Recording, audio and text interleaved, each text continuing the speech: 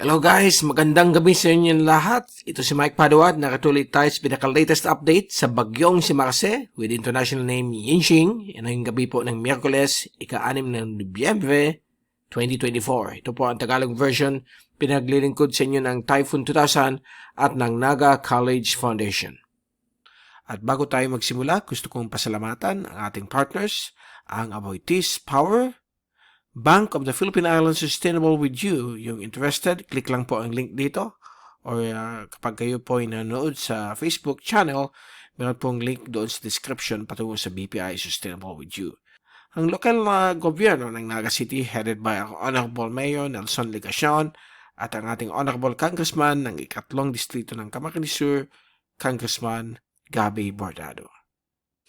Now, umpisa natin ang pinaka-latest update. Kahapon hindi po tayo nakapagbalita sa YouTube at Facebook dahil medyo naging busy tayo. Invite tayo ng LGU Naga upang i-present ang post-mortem analysis ng bagyong si Christine. Kaya pasensya na po. But nandito ulit tayo at mabagal at kumikilos na palapit sa dulong hilagang Luzon itong bagyong si Marce at medyo lumiit pa po siya. Nasa 500 kilometro na naman po ang kanyang diametro. Isa po siyang small to average size na system. At kung tutuusin, ang maging apektado lamang ay ang Cagayan, Apayao, Kalinga, Ilocos Provinces. At yung mga isla po sa hilagang Cagayan, kasama po ang Balitang Channel. Ang Batanes, medyo nasa edge po sila nung tropical storm force winds. So, ito lang talagang area na ito kasi maliit po siya. Kaya sinabi ko, nasa Madden-Julian Oscillation dry phase po tayo na medyo mahina ang convection sa buong Pacific at sa Pilipinas. Kaya nakikita po natin kahit may mga bagyo nagpo-form sa dry phase ng MJO, maliliit po sila, mga bubwits na tinatawag natin. At ito pong bagyo na yon, kung dinignan natin yung first animation, ayan po, medyo bumagal ang kanyang pagkilos mula sa 33, naging 30, naging 24, naging 19, at ngayon, 4 kilometro bawat oras lang po ang paggalaw niya. Bakit po? Kasi po nag-interact po siya sa tinatawag nating surge ng hanging amihan dito po sa may bahagi nito ng Taiwan Strait hanggang sa may West Philippine Sea at South China Sea area. At may dumadaan din dito ng frontal system na medyo nagpupul sa kanya but hindi siya makaakyat. At meron pong nagbibuild dito ng isang high pressure ridge sa may east of Taiwan at meron pang isa dito sa may bahagi ng west of Hainan na mas malalim itong steering ridge dito. Kaya ang forecast na yon ay mukhang tatawid po dito sa dulong hilagang Luzon. Kaya mga kababayan natin na nakikinig sa ating YouTube analysis at sa Facebook, particularly yung mga kababayan natin dyan sa hilagang Cagayan, Ilocos Provinces, Kalinga, Apayao, mag-ingat po kayong lahat dyan, okay? Dahil medyo para siyang si Unding o si Monang, maliit lang na system, but kung dadaanan po kayo niyan ay medyo malakas po yung hangin ito.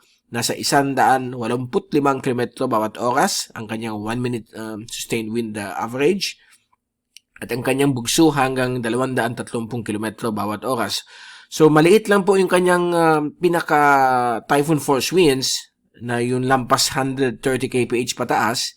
Nasa within 30 kilometers ang kanyang radius. So, bali, 60 kilometers ang diameter niya from the eye. So, doon lang talaga sa may eye wall, okay? So, ang makakaranas lang ng destructive winds ito, yung talagang dadaanan within 100 kilometers away from the eye. Okay, so ito yung mga binanggit natin, itong sa may area po ng dulong hilagang Luzon. Bago tayo mag-proceed dito sa full analysis sa bagyong si Marce, may mga ulap po tayo dito na tatanawan sa may bahagi po ng Guam. Babantayin po natin dito kasi ang forecast nitong isang easterly wave na papunta sa Pilipinas, mukhang magiging isang LPA po siya.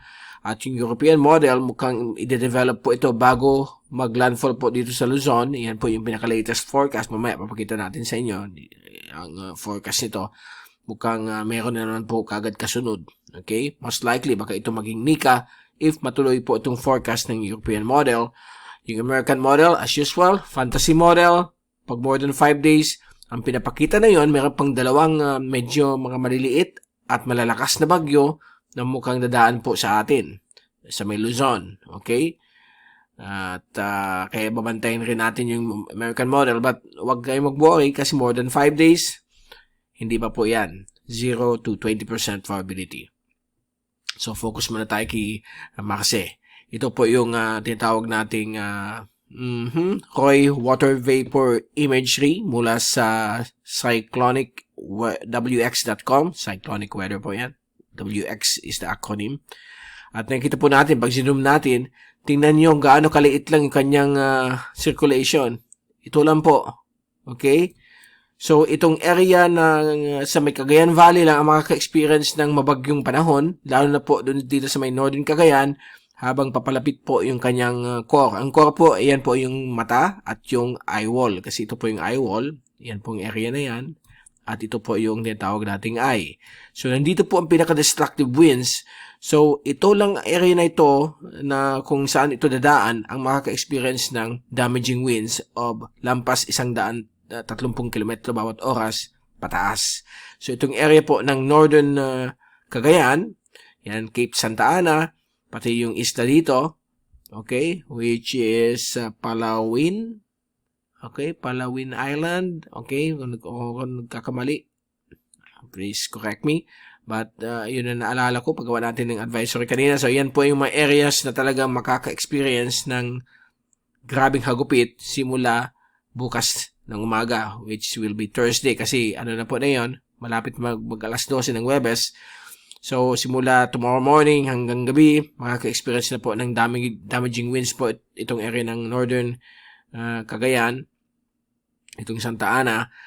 At itong mga coastal areas po ng Cagayan, Apayao, hanggang dito po sa may Ilocos provinces. Mag-ingat po kayong lahat dyan kasi may mga trucks na nagbabakita baka magtawid po ng Ilocos Norte. Ang iba naman po dito po. Okay, so generally nandito po lahat ang truck niya dito sa area na ito. Dahil po sa pag-push ng high pressure steering ridge sa north nitong bagyong si Marce. So, itong ibang areas po ng Northern Luzon, may mga wind signals na tinaas ang pag-asa. Ipapakita natin sa inyo in a while. So, punta naman natin ang ating flock na ginawa kanina, mga alas 5. So, ito po yung track na yon. Ang tandaan po ninyo, itong cone of uncertainty, yung part na yan. Kasi, it's either way, kung bumaba pa siya lalo, so apektado rin ang ibang parte ng Ilocos provinces at itong La Union. Pero pag tumaas siya dito, ito naman pong area ng Babuyan at Ilocos Norte. So, iyan po ang track na dadaanan niya. So, bukas po ng alas 2 ng hapon, pag hindi po mag-change ang ating forecast, ito po inaasahan na lalakas pa, bahagya, 195 kph bago po maka-encounter po ng land interaction at yung tinatawag nating cold wake. Cold wake, ito po yung dinaanan ng previous na bagyong si Leon na inangat niya po yung tinatawag nating malamig na temperatura ng dagat sa surface. Kaya pag dumaan dyan ng bagyo, hindi na po siya lalakas. But meron pa rin umaagaw pa rin yung oceanic heat content o yung tropical cyclone heat potential sa pagtulong sa kanyang paglakas. Kaya posibleng lumakas pa ng bagya. And hopefully, sana hindi na po. But still, malakas po ito. 185 to 230. Kapag tinamaan po kayo ng core niyan, ay talagang grabe pong damage mo yan. Especially sa hangin. Yung ulan po ay pwedeng umabot po ng 500 millimeters ang isang araw na ulan. Kaya yung mga kababayan natin dito sa dulong hilagang zone, Ilocos, Kalinga, Apayao, Northern Cagayan, mag-ingat po kayong lahat yan sa possible flash floods at landslides kapag umabot po na sa ganun level ang lakas ng ulan ng bagyo ito. Kasi mabagal po ang kanyang pagkilos, 4 km bawat oras. At ito po inaasahan na bibilis sa 11 kilometro bawat oras. At still mabagal po yan kasi pagdaan niya dito, lalabas po siya dito sa may western coast of Ilocos Norte, alas 2 ng umaga, Biyernes. So, bukas po hanggang Biyernes ng early morning ang buong bahagi ng dulong hilagang zone makaka-experience ng masungit na panahon. So please take all necessary precautions. Bawal maglayag sa karagatan kasi alam ko may mga signal number 3 na po dito. Papakita natin sa inyo pinaka-latest mula sa Pag-asa. So ito po yung tracking niya. Pagdating po ng hapon ng Biyernes, okay, o 2 days from now, ito po ay mag-i-exit na po, o sa gabi ng Biyernes, mag-i-exit na ng Philippine Air Responsibility. But pagdating niya dito, hihina siya. Okay? Tuloy-tuloy ang paghina niya hanggang maging isa na lang po siyang Category 1 na storm. Ito kasi Category 2, Category 3 po siya dito. Yung forecast confidence, ito medyo mataas, more than 90%. Nandiyan talaga siya dadaan, but itong forecast na ito ay nasa medium to low. Low na po ito kasi nag-iiba po ang discrepancy ng mga tracks ng mga iba't ibang computer models. At ito po, nakita niyo dito na after 3 days, may surge po ng amihan na push ng bagyo at malulusaw habang patungo po sa coastal waters ng Central Vietnam. So, yan po ang mangyayari sa bagyong ito. Okay? At, so mag-iingat po kayong lahat sa dulong hilagang Luzon.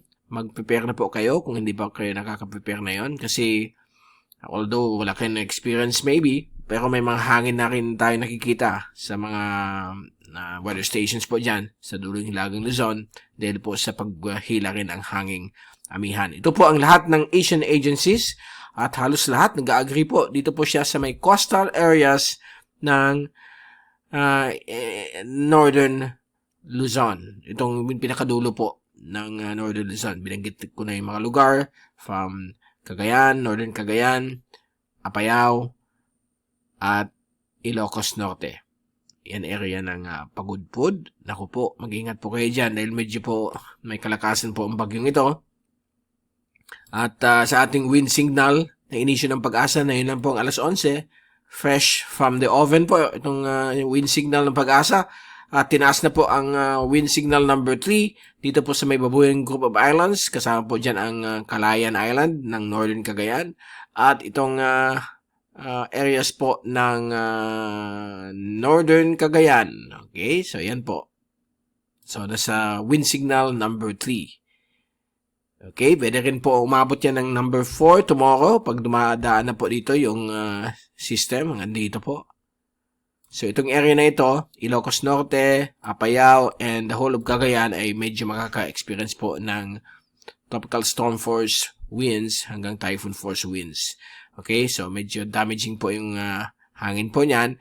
At nakita po niyo dito sa ating track kanina, ito po yung abot, yung scope ng typhoon force, tropical storm force winds na 75 kph hanggang 100 na bugso. Damay po ang Isabela, kaya nakita po ninyo sa wind signal, nasa wind signal number 2 po yan, ay number 1, yung lower portions, at itong area po ng Isabela, ito yung wind signal number 2. So, yan po yan. Ito yung may areas na signal number 1, just to be sure, nasa 30 to 60 kph lang po ang bugso ng hangin, o up to 63 kph based sa bagong wind signal classification ng Pag-asa. Okay? So, yung mga nandito sa lower portions, wala ko yung problema. But dito, may konting hangin po sa may Ifugao, Benguet, La Union, Southern Ilocos Sur, okay? Aurora. So, mag-ingat po kayong lahat yan. Pero ito talagang makaka-experience ng medyo masungit na panahon. Ang Batanes, medyo masisave sila. But may konting amihan po dyan. Base po sa latest satellite. Ayan po. Dito po yung Batanes yan. Oh. Makaka-experience din sila ng tropical storm force winds. Ito po yung strike probability mula sa easterlywave.com. Galing po ito sa European models. Model ensembles. Okay? At kita po niyo dito, ang Tugigaraw ay nasa 64% na pwedeng tamaan. But ito yung pinakamataas talaga. Nasa 90% ang probability sa nayon. At itong area talaga nito. Yung coastal waters at coastal areas ng dulong hilagang Luzon. Ito po yung latest sa wind shear. So, ayan po, nakita niyo yung wind shear. Napakamababa po dito sa area po ng bagyo. Kaya, kahit na maliit siya, ang bagyo, pag maliit, talagang mas mabilis ang pag-iikot. Kaya niyang bumilis kaagad kaysa yung mga malalaki kasi ang dami niyang iipunin para umikot. Ito talagang maliit, compact, mas mabilis ang pag-iikot. At nakikita po niyo dito, na once na pagtawid niya dito, tataas po yung wind shear. Okay? Yung wind shear po dito lalakas at posibleng hihina po ito. Kaya ang forecast pag-reach niya ng 195 kph so almost 200 kph bukas po ng early morning. After that, steady yung winds at unti-unting hihina. Okay? Kasi yung kalakasan ng wind shear nasa West Philippines Sea, wala pa po dito. Kaya nakakabuelo po itong bagyong si Yinxing o si Marce. And then, kung i-check natin yung Tropical Cyclone Heat Potential Anomaly, at nakita po niyo itong kulay blue, ito po yung tinatawag nating cold wave, yung dinaanan po ng bagyong si Leon. Kaya medyo malamig dito. Ang problema, itong bagyong ito ay mukhang umiiwas. Kasi pag dito siya dumaan, hindi po siya masyadong lalakas. Nandito po siya sa may red portion. Ito po yung oceanic heat content na tinatawag natin Tropical Cyclone Heat Potential.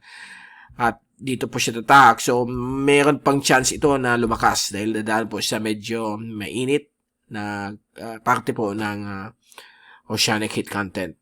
Okay? And then, syempre, may land interaction. Unti-unti po itong hina. But, yun, nakamanage po siya para lumakas. So, yung effect po niyan, parang similar kay Unding at kay Monang. Kapag may mga Bicolano na naka-stay po dyan sa Dulong Hilagang Luzon, sa Ilocos Norte, mag-ingat po kayo dahil medyo may kalakasan po itong system ito, compact kasi. So, ipon na ipon talaga yung hangin within the core of the system.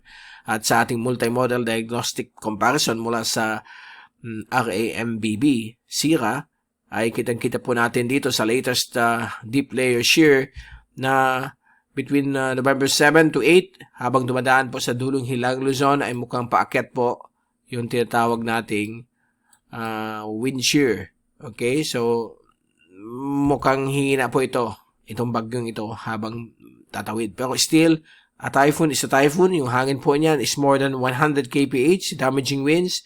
Mag-ingat po tayong lahat. Okay?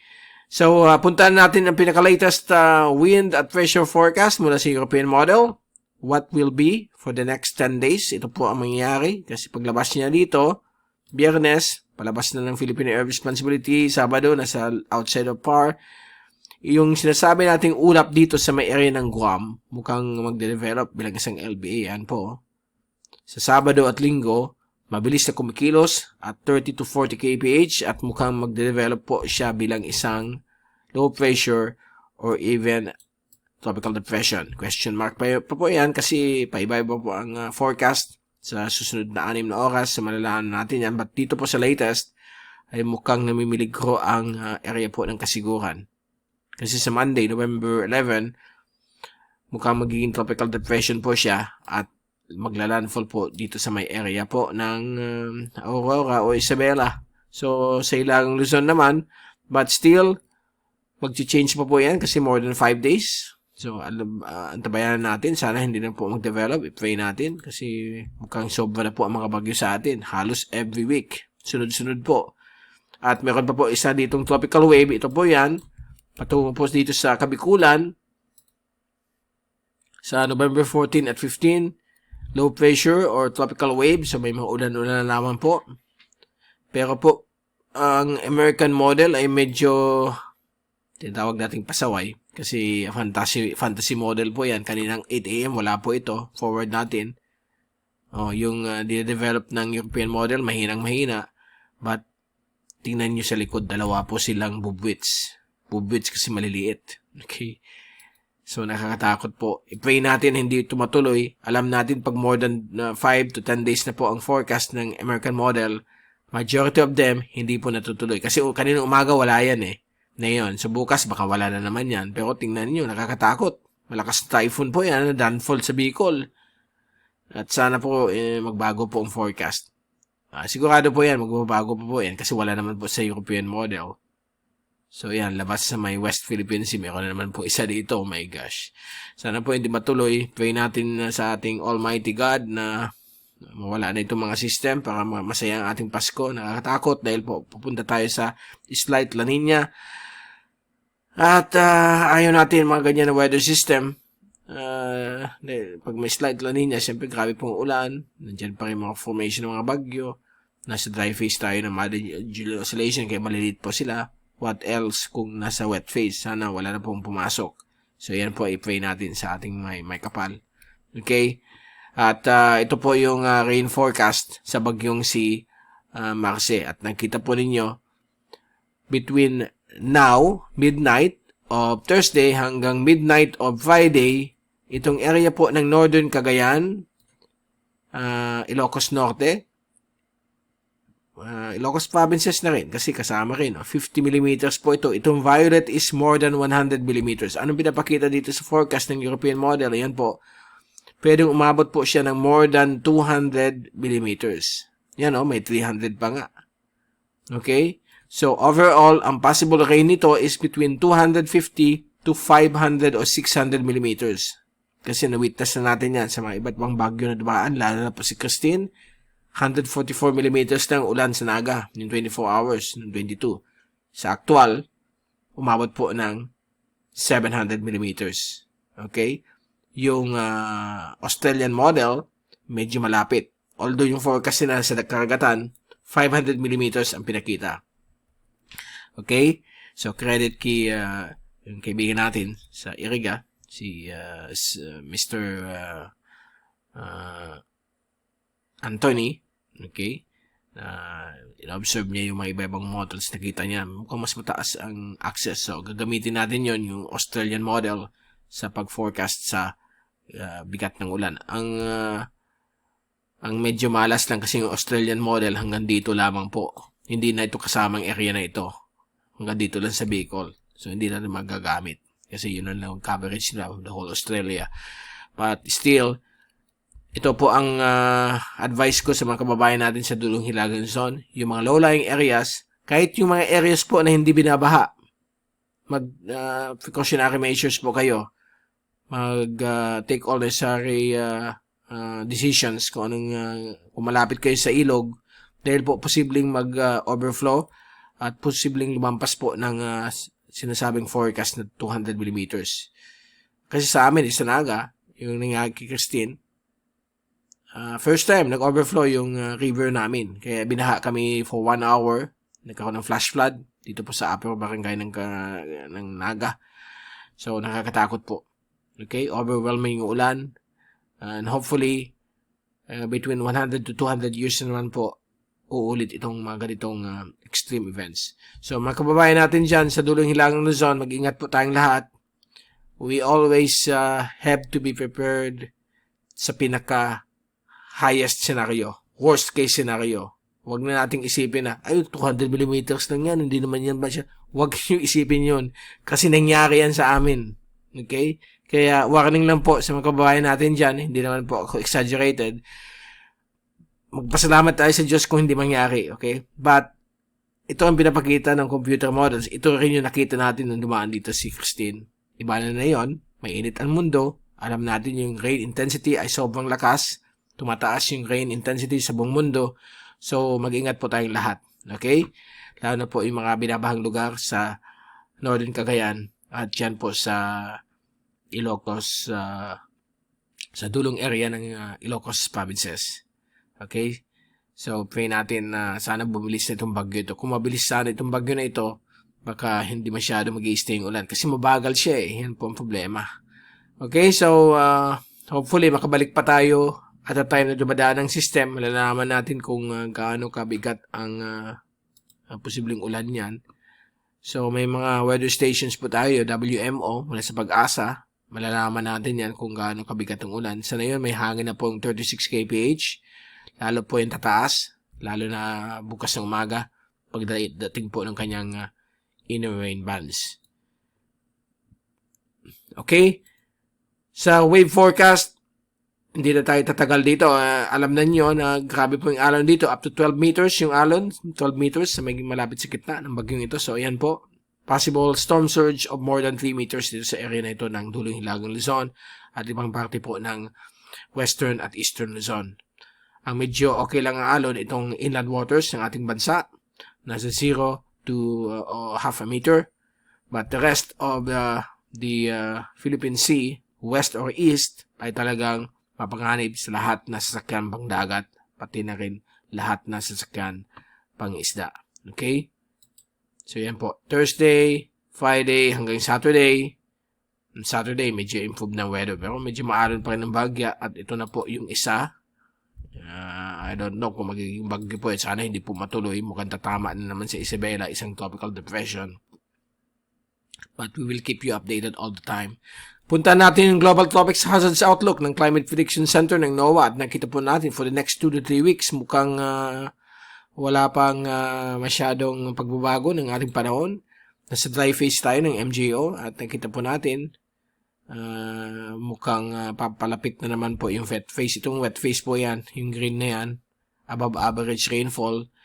At tingnan ninyo sa November 20 to 26, which is still highly uncertain, pumapasok na naman tayo sa wet phase. Ang problema niyan, kapag itong wet phase na ito, between November 26 to December 5,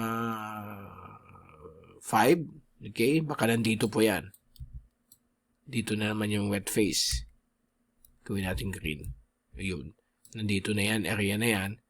Problema, pag nandyan yung wet phase, ay nako, may mag-form na naman po mga tropical cyclones. Pray natin na sana malakas masyadong wind shear pa hindi po sila mag-form. Para problema dahil po pupunta tayo sa mahinang La Nina. Expect na natin mga possible na mga pagbabaha kahit walang mga bagyo. Dahil sa easterly, sa shear line, sa amihan. Okay, so yan muna folks ang ating latest sa bagyong si Marce, International Niemi Yinxing. Isang kahoy po yan sa Japan. 3. Isang kahoy po yan sa China, to be corrected. At medyo inantok na tayo. Anyway, babalik tayo bukas para ibigay sa inyo pinakalatest sa bagyong si Marce.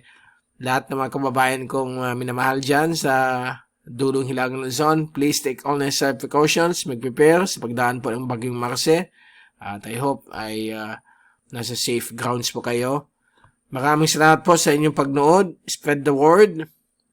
I-share ninyo itong video natin para maghanda po mga kababayan natin dyan.